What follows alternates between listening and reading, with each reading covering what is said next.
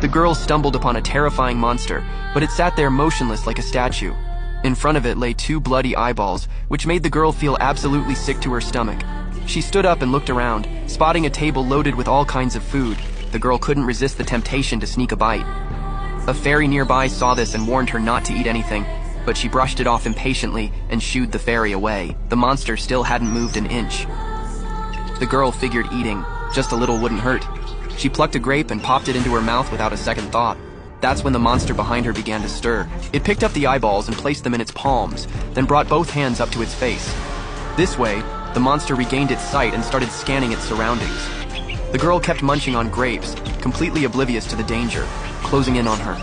Even when the fairy tried to warn her, she totally ignored it. At the critical moment, the fairy rushed forward to block the monster's path. The girl was horrified by what she witnessed.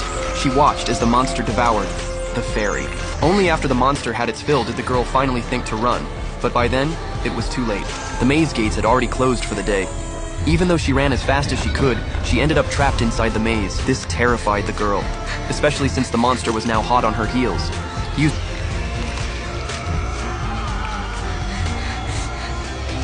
chalk, the girl drew a window on the rock wall and gave it a hard push.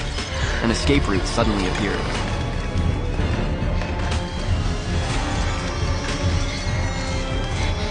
The girl managed to get away safely, leaving the monster locked inside the maze.